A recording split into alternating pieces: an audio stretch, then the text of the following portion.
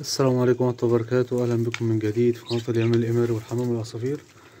النهاردة إن شاء الله أصور لكم اليمام بيجهز العش بعد ما نضفت لهم وحطيت لهم تبن تحت القش بتاعهم، وجبت لهم قش اهو برسيم ناشف على قش أصفر على الخوص على أي حاجة ناشفة تبتدي تحطها لهم وتدورها لهم كده في العش. هما بيبتدوا يظبطوا فيها ويدوروها ويلموا القش الزيادة ومثلا الناقص، يقعدوا يعملوا الداير بتاعهم بحيث ان هما ايه يقعدوا ويبتدوا يرقدوا ويحضنوا لحد ما ايه تبتدي النتاية بقى تبيض وكده. وان شاء الله يعني ايه ما بياخدوش وقت طالما انت حطيت قش وظبطت لهم الدنيا، بيبتدوا ايه يخلصوا على طول في البيض، يعني يبيضوا على طول. طبعا زي ما حضراتكم شايفين كنسنا الارضيه، حطينا تبن. طبعا التبن لا مش ملزم، بس انا بحطه لهم يعني في الشتاء كده، يعني ايه يبقى مثلا بيدفي شويه في الشتاء كده، يبقى هو حامي شويه كده في فايه فبيدفي شويه. وطبعا حطينا القش فوقيه وكده، بس ما شاء الله تبارك الله يعني يعني الدخر زايف، بصراحه صرفت له في قش على طول. ده الدخر اللي في وشنا اهو، هو حتى هو اللي بيجهز اهو، عمال يجهز العش للنتاية العش وكده.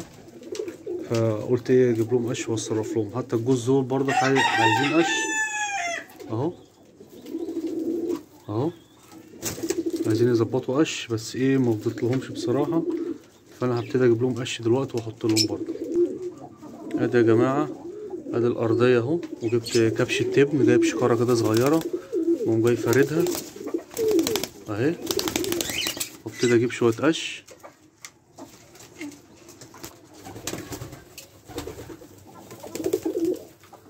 في مجموعة قش عندي كان الحمام لاممها بس ما عادش عليها اهو، واحط لهم بيدوبك ايه يعني افرد التبن واحط لهم شوية القش واسيبهم بقى، لا اعمل داير ولا اظبط ولا حاجة، على قد ايدك كده ما عملت لهم. هما بيبتدوا ايه ينظموا، بيبتدوا يرتبوا، بيبتدوا يعملوا هما كل حاجة بمعرفتهم.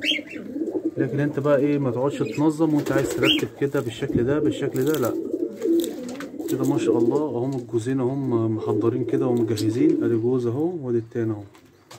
عايز في الشتاء تفرش فرشة التبن، وكده كده التبن رخيص، يعني كيلو ممكن تلاقيه عند مثلا العلاف ولا حاجة في حدود 3 جنيه ونص او 4 جنيه، او قول بعد الغلا ده 5 جنيه، مفيش اي مشكلة. هتجيب مثلا كيلو ولا 2 كيلو تسيبهم عندك، تنضف في الارضية حلو، وبعد كده تقوم جاي فارش التبن، وبعد كده تقوم جاي حاطط شوية القش. بيبتدوا هما ايه يحطوا، ناس تقول احنا حاطين عندنا طاجن، مفيش مشكلة، حطوا طبقة خفيفة في الطاجن، وبعد كده ايه حطوا شوية قش، هتلاقوهم ان شاء الله برضك حضنوا. وطبعا القش ليه سحر زي ما حضراتكم عارفين، يخلوهم يبيضوا على طول. وده الجوز اهو ما شاء الله تبارك الله، اكل زغاليله اهي. ودي الزغاليل ما شاء الله حملت اهي، ابتدت اللي هي تنزل تنقر لوحدها. انا طبعا لسه مأكلهم دلوقتي، مسافة ما بياكلوا يا جماعة مسافة ما بيقعدوا ياكلوا ايه الزغاليل.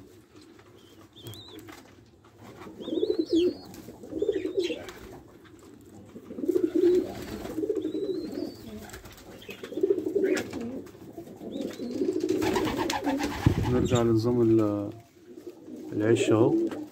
دي النتاية ما شاء الله الحمراء مطوقة بطوق ابيض، وادي الدكر الامري اللي الطوق بتاعه اسود.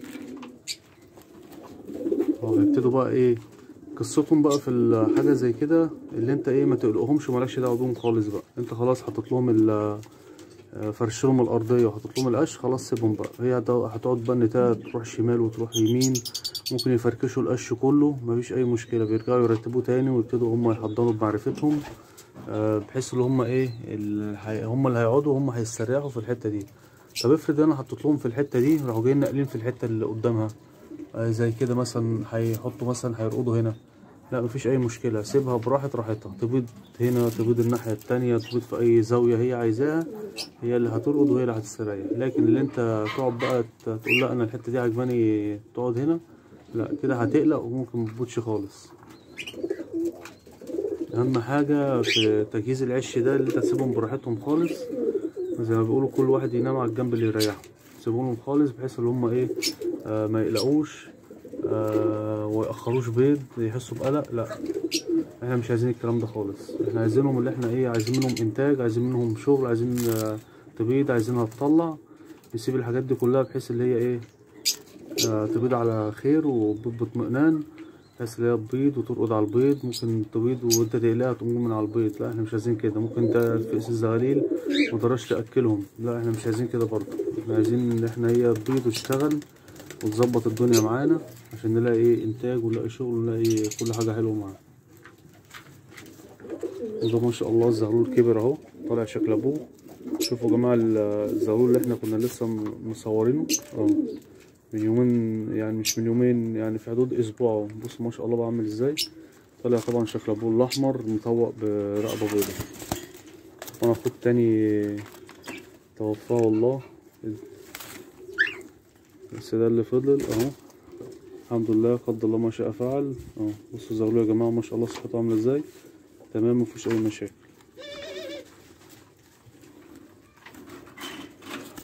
ودي برضك الزغلولين دول ما شاء الله تبارك الله كبروا اهو وحملوا، طالعين قمر اهم مطوقين باسود اهو ما شاء الله تبارك الله. صحتهم كويسه والزغلولين قد بعض ومريشين على طول.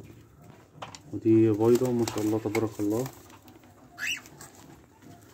ودول بردك بعد ما يخلصوا الزغلول ده يقوموهم شويه هبتدي ايه احط لهم واظبط لهم. بصوا يا جماعه النتايه بدات ايه، كانت لسه قاعده ما شافتني بصور قامت، تبتدي تقعد بقى وتلم القش حواليها وتبتدي تظبط هي بمزاجها هي. انا كده خلاص، انا سبتهم، انا عملت اللي عليا وخلاص وسبتهم.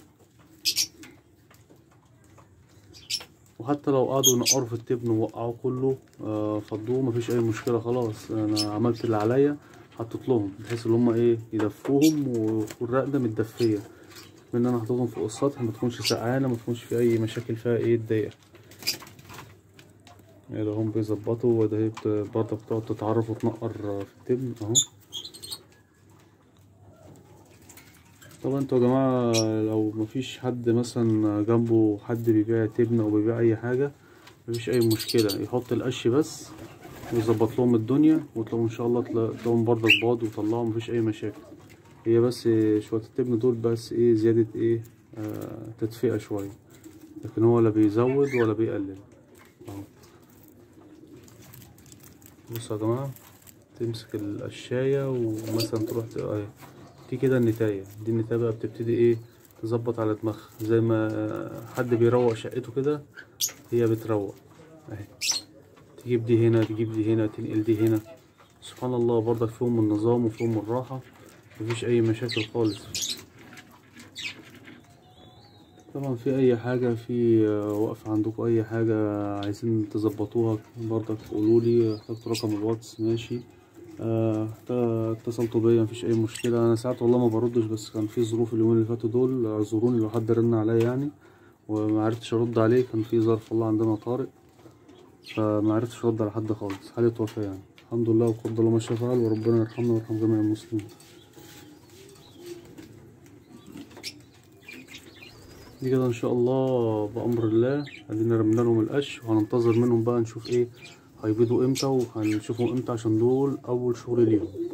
اول شغل ليهم دول ماليش دعوه بيهم خالص، مش هبص لهم غير ما تبيض اول بيضه، ابتدي انا بقى ايه ابص ونصور. دول ما شاء الله دول بيضوا كذا مره وطلعوا كذا مره، ويمكن في فيديوهات انتوا شفتوهم فيهم كتير، مفيش اي مشكله فيهم. اول ما يبيضوا الجوزين دول اللي انا مظبط لهم الدنيا هوريهم.